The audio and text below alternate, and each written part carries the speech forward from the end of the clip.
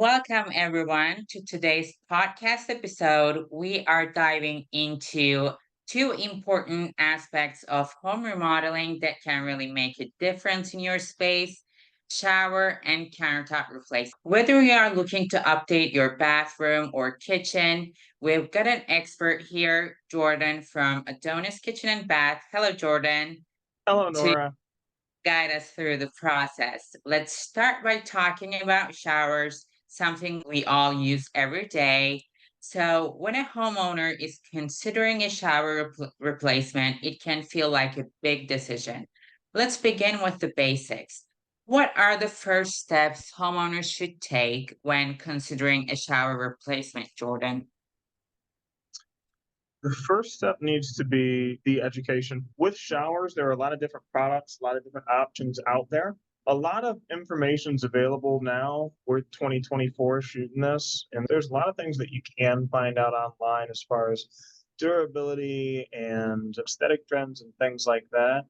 You can also bring in people from different remodeling companies, design companies, all of those different places. But with showers, there's a very large range. So you want to know what's going to end up being important for you, what you like, and then you can get into that process of getting pricing for all those different things. But there's no need to look at 30,000 plus dollar products if you would be more than happy with something that's half that price. So that's where you got to start on that journey. Amazing. And once you have decided to replace the shower, choosing the right materials can be overwhelming with so many options out there. So, how do you choose the right materials for a durable and stylish shower? Sure. So there's on the spectrum of what we typically do, there are entry level options. Like if somebody wants something like a fiberglass or acrylic or a thermoplastic, and then there are very, very high end options. As far as what you're putting in your shower, most of the commonly used shower products are all fairly durable for a standard use shower if they're installed correctly. So you can get products that can kind of have like the wow factor when you're hearing about their makeup, like Decton has, 800-degree heat resistance, very high hardness profile on the Mohs scale. Those types of things can be very important, but some of it's stuff that's never going to apply to you. At 800 degrees, you would have been dead a long time ago. So it doesn't apply as much. So as far as durability, there's a lot of information out there, but you don't need to overdo it. The most important thing is you just make sure that you have a good install for what you're doing. You do also maybe want to pay attention to certain products that require different types of service. Like if you go with like natural stone tile, make sure that stuff gets, just keep an eye on certain products. But as long as you get a good install and you keep up with the service, most of the products that are out there are going to treat you pretty well. Thank you for the amazing information. And as you know, we all love to keep up with the latest trends, especially in spaces as personal as our bathrooms. So, what are the most popular design trends in shower replacements today? Yeah, so there are trends on kind of different sides of the market. When you're looking at kind of the more common stuff that you'll see is going to be tile showers and things like that, just standard tile showers. And you're seeing a little bit of different trending options for what people are going for aesthetics, right? We are seeing that, the general consensus is color is coming back slowly but surely. So getting away from those white subway tile showers that we've had for so long, at least for the time being, as a thing that people may want to look at. On the high end of the scale, with the people that are looking for best possible outcome, budget is less of a concern.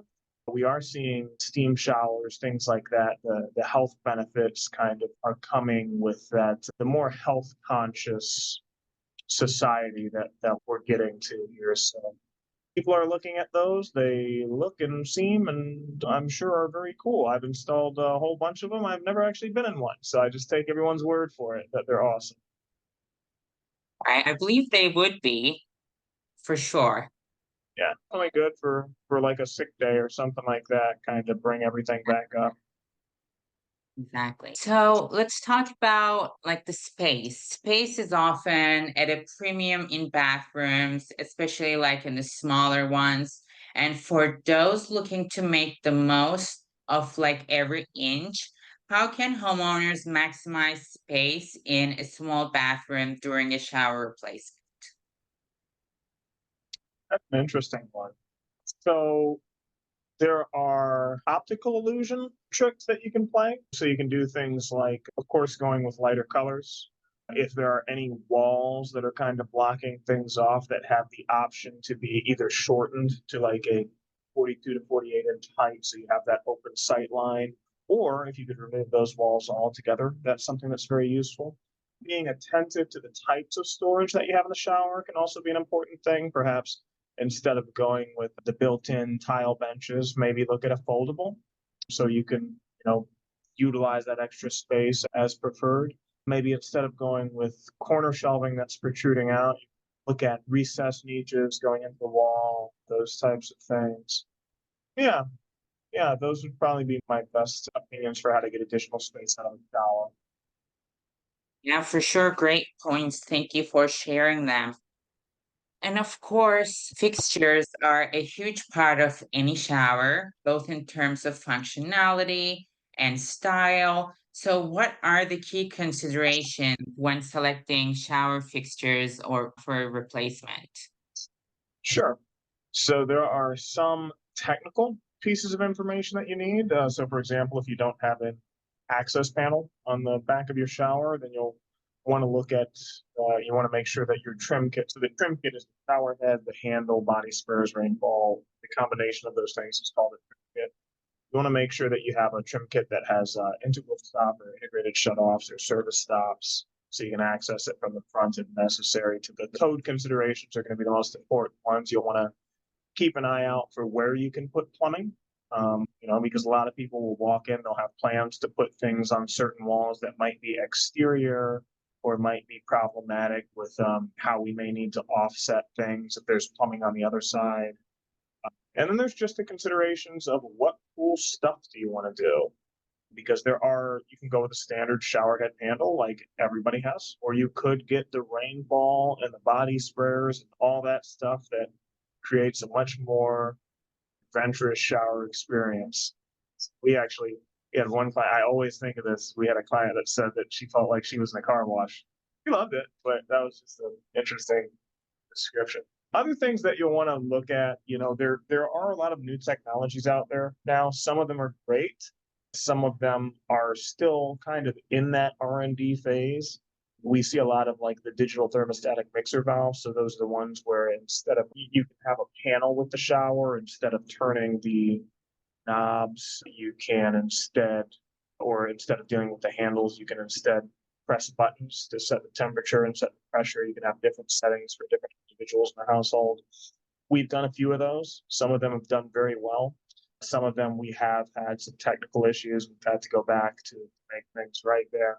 We just haven't found the perfect option for those since they're a newer thing. I'm waiting for Kohler or Moen to really put out a good version of those. So new technologies you want to be a little bit careful with. You want to look at what cool options you want to have, and then you also want to make sure that everything's going to meet code. Main considerations. Great, great. And now we all know how crucial waterproofing is in a shower, but it's something that doesn't always get the attention it deserves. So, how important is waterproofing in the shower replacement process, and what are the best practices for it? We've actually lost a lot of jobs over this one. So we waterproof all of our tile showers. Waterproofing has an associated cost with it. Those materials, they're not cheap. And there's a process that does take time, and it does take time for the skill trade. You'll hear a couple different trains of thoughts on waterproofing. You'll have the old school crowd that will say that if the tile is installed correctly, you don't actually have to waterproof. And they're kind of right, but they're also kind of not right because If you install it correctly and nothing ever touches it and no one ever bumps into a wall or nothing ever falls, nothing like that, then sure, you don't need waterproofing. But if you ever get to the situation where something gets dropped and chips some grout or cracks a tile or anything like that, and you don't have waterproofing behind there, which is essentially the waterproofing membrane will connect the wall to the floor and direct everything towards the drain to make it so you don't have mold and water damage related issues. If you don't have that back there and you get water back there, you're going to have some problems. Another one that we see very often, this one actually makes us a lot of money, unfortunately. We have a lot of prospects and clients that will call us because the contractors before them, they did a very common mistake where you'll see people grout the corners of a shower as opposed to using a more flexible material to be there, like a water resistant, waterproof silicone, that type of stuff. When you grout the corners and you have houses that do flex as they typically do, you'll have those corners crack a lot. And then typically the same people that make the mistake of grouting the corners also don't waterproof the showers. And then by the time we get the phone calls, it's usually because there's a mold type issue that occurs. So waterproofing is important. The other reason it's important is even, we have three really good tile setters. But even with the best of them, they might do a good job 99% of the time. But on that, when they're just having an off day and things are just not going well, if they put some tiles not completely perfectly, if you don't have everything set up for success there, you can find yourself in a difference sometimes between replacing a whole shower or just replacing a couple tiles. And I think it's worth that $1,500 to $2,000 difference to just make sure it's waterproof so you don't end up getting into a big ordeal, something that could get a lot pricier. So yeah, you'll hear a lot of different considerations on that. Some people will say waterproofing is completely unnecessary and it's just another thing to charge. For us, just gives us that added protection so we can do those lifetime warranties on our showers. Yeah, I think, as you said, it's very significant and it's a luxury, but it's an essential luxury, you know? Yeah, yeah.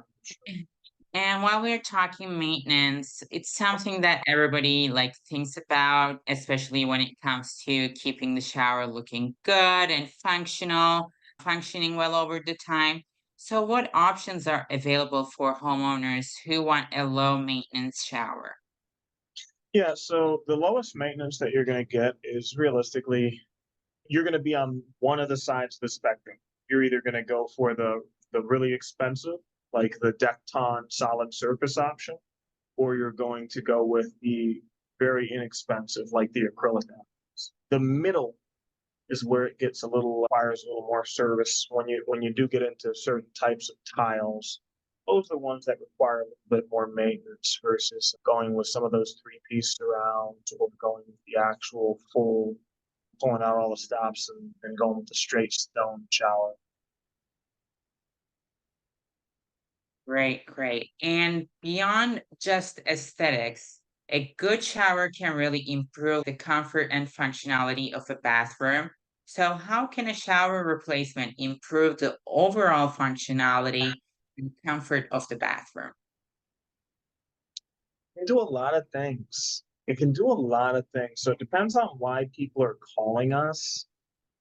The general reason everyone's calling us is because they're unhappy with the shower. There's so many different reasons that can be. Some people can be unhappy because we get a lot of people that, knee replacements, hip replacements, things that are affecting their mobility, in which case you want to be able to have, grab bars or a bench or a curbless shower. We have other situations where they just have mold issues or they just have an old shower and tiles falling down or it just doesn't look good. And there are all sorts of replacements and options for that might even be more economical than some of that middle of the road and high end stuff. Just having a new shower, it can do a lot of things, right? Our environments affect us in so many ways, some of which are physical and some of which are just mental. It just all comes down to a case by case basis. Great. And now I want to get into budgeting. Budgeting and timing are always like the top concerns with any home improvement project. So, what should homeowners expect in terms of the cost and timeline for a shower replacement? Sure. So in my area, if you were to Google shower replacement, the top couple companies that are going to come up, there's a lot of bath conversion companies. And those places are typically going to be somewhere between that 13 to 18 grand range. But there are some, I also have friends of mine that do kind of different things in construction world. Some of them might do more investment style stuff. And that's going to be a lot cheaper. I also see a lot of situations, if you're looking at a steam shower, you're going to be a lot of money if you're actually doing it right. It's going to be much more than what those bath conversion companies charge for any form of acrylic or thermoplastic shower. So I would say I would probably put that average in that 15 grand world, but it all depends on who you call. It depends on your risk tolerance. It depends on warranties because there are, if you're willing to give someone their first shot at installing your shower, you're going to pay next to nothing for it. But if you want someone that does have a reputation of doing this right, doing this often, having additional insight, design knowledge, yeah, those are going to cost. Mhm. And now I'm wondering, like, when you're considering the needs of everybody in the household, accessibility can be a big factor. So, how do you ensure a shower replacement meets the needs of all family members, like including accessibility? Yeah, so we run into that a lot. We get a lot of situations where it's turning into a walking impediment, walkers, wheelchairs, that type of stuff. The standard that we typically operate with is have a 36-inch opening, fit a wheelchair through there, curbless shower. If it's in the budget, I'll make things a lot smoother.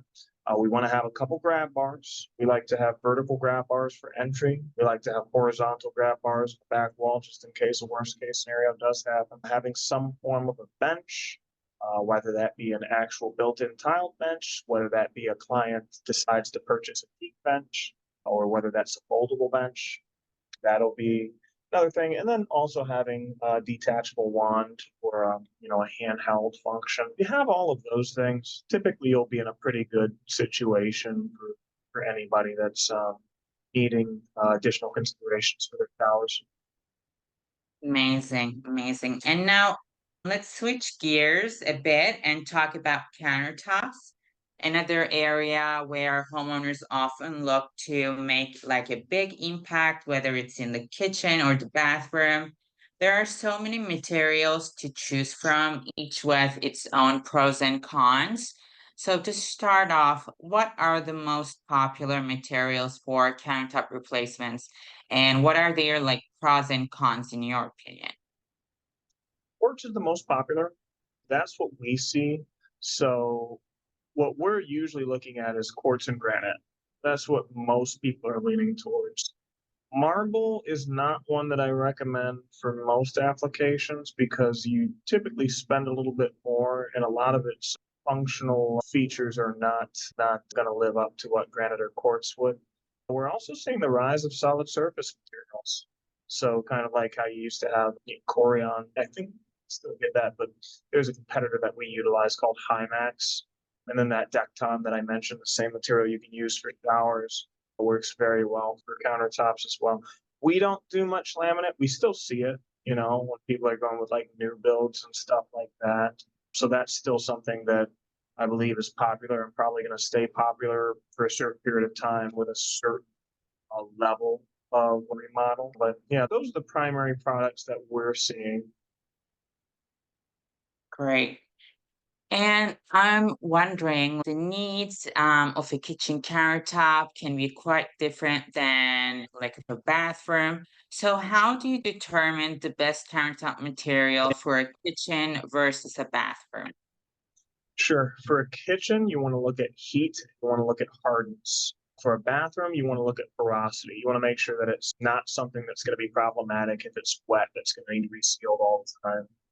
Whereas, with a kitchen, you're setting hot pans, a lot of people are using their countertops as cutting boards. So there are some considerations. I'm a big fan. I like quartz.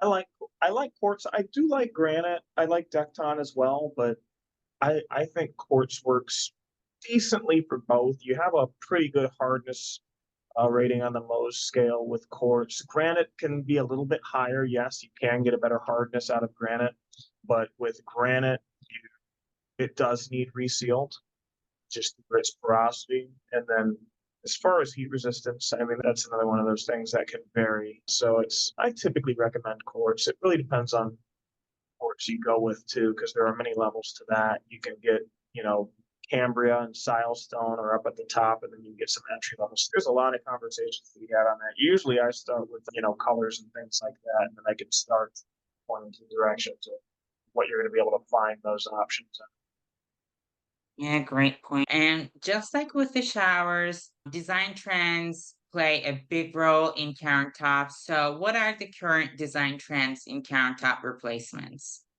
So there's one that I'm curious about, and it's just because, it's becoming a thing that people are talking about more and more is color.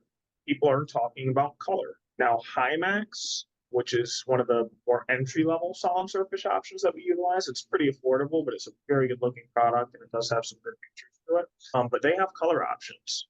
We're waiting to see if those catch on because we are seeing people starting slowly to lean back into color with other things like paint and tile and stuff like that. But haven't seen that with the countertops yet. So far, it seems like we're still feeling similar trends to what we have. People are getting a little bit more open minded to solid surface options. I expect that at some point they'll be looking at color more, but then we still get a very large percentage of our primary audience that's still leaning to Carrera, Calcutta, those trends. So another trend that I've noticed was like matching countertops with the rest of the space, like which can be some type of an art. So how do you approach matching countertops with the existing cabinetry and flooring? Sure.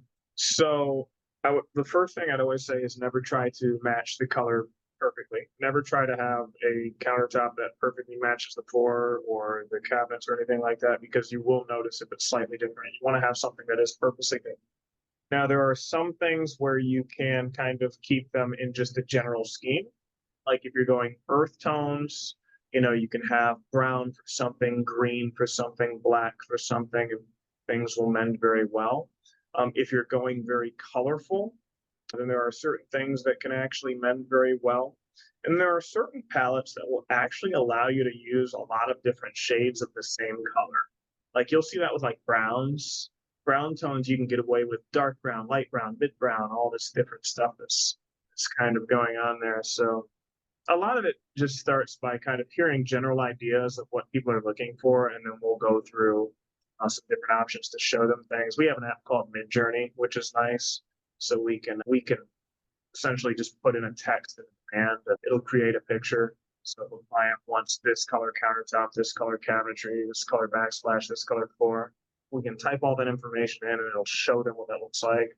And it's a lot easier to guide somebody when you're doing it visually. So just got to start with understanding the needs, and then we can start laying out the ground rules that we typically have for those needs, and then we can start to show them pictures. Mm, great. And finally, let's talk about the practical side of things, budgeting. So, what factors should homeowners consider when budgeting for a countertop replacement? Sure. So practicality and price, you just gotta weigh what you're looking for. So the other thing that's tough with countertop replacements is a lot of the cost that actually goes into the countertop replacement isn't just the counters, right? So whether you're looking at something that's $80 a square foot or $130 a square foot or 180, it's the primary factor of the price point isn't always just the counters. A lot of times you do have to get into sink replacement, faucet replacement, garbage disposal. A lot of times you'll break that bottom perimeter of the backsplash and if you want to have it done right, you'll need to actually replace that backsplash. And then there's a lot of other factors that can come along as well if there's other special appliances, things like that. So as far as the considerations, I would look at, I would start with, will you keep the other things that get damaged from the countertop removal? So when they do that, are you okay keeping that same sink faucet? As far as the tile, is that something that could be found again? Would it be okay if that grout didn't match perfectly, or do you want to just do the whole new backsplash to get that grout to match perfectly? And then, of course, also look at the practical elements of the different countertops that you're going with. Like I mentioned, when you have that entry level high max, that very high end Decton, and then you have everything in the middle. There's a lot of considerations to make.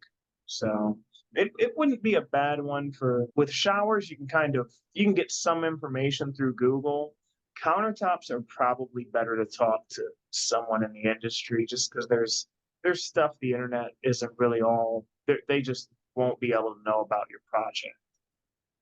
True, true. Well, that brings us to the end of today's episode. We have covered a lot of ground for both shower and countertop replacements, and I hope our listeners found this information extremely helpful. Thanks to our expert, Jordan, and sharing his knowledge. And thank you all for tuning in. Until next time, take care and happy remodeling. Thanks for having me.